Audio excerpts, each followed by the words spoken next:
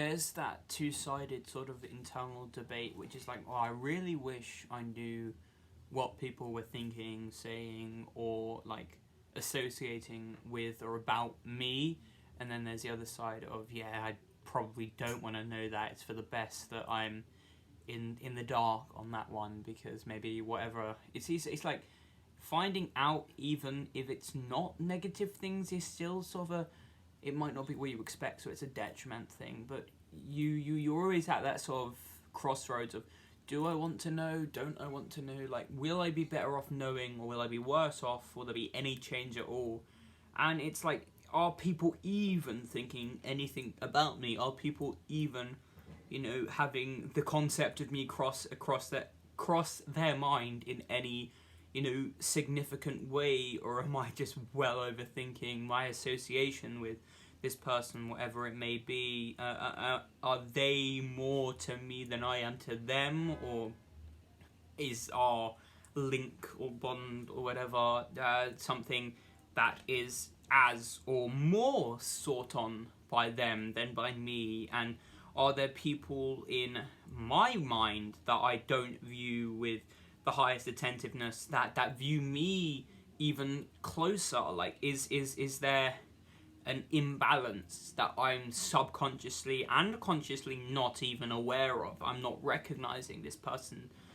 And then you're also terrified but of not knowing because of the negatives, but glad you don't know because of the negatives. But you want to know the positives so you can embrace them around people. If people are enjoying a certain aspect of you, then you're bound to enjoy their enjoyment, so you'd want to emphasize those aspects. So that's one reason why you'd want to know. But if people aren't enjoying one part of your personality, well, you either don't want to know so as to not feel bad if it's something unchangeable, or you do want to know so you can change it. But then you end up in that spiral of working for someone, almost subservient to prove yourself, which isn't a right way to live. If someone's going to negatively view an unchangeable aspect of yourself and is going to condemn some part of you you have no control over, then you shouldn't work to sort of prove yourself to them. It's not worthwhile. It's not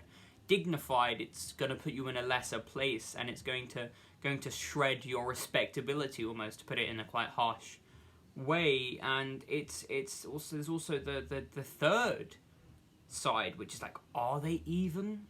Have they ever? And it's like, why would I assume someone is when I have no sort of clues or hints as to the fact that they are?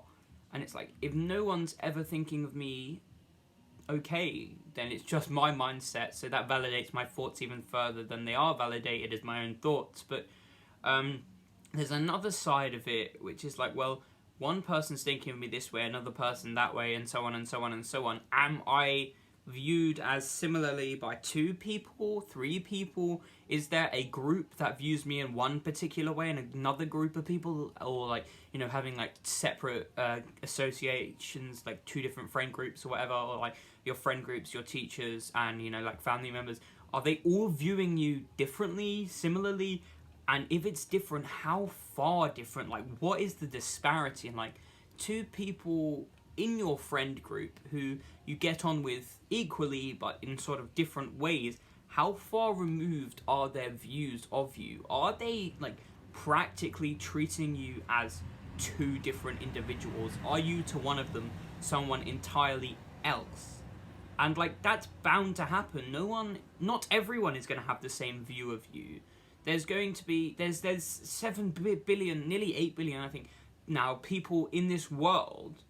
And the chances of 2 of them, one being able to produce the exact same opinion of you, and then the chance of those 2 people able being within your group of close humans, is so minuscule that it's almost absolutely definite that no one around you is viewing you the same as someone else, that you are either someone or no one in everyone's mind, completely individual and unique from everyone else and everyone else's view of you.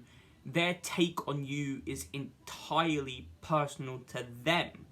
It's insane, and it's so vast and shocking that, wow, I don't want to even consider it, but I always will, because it's such a deepening topic in your head. It just roots itself in there. What are they thinking? How are they thinking of me? You know, it's almost like paranoia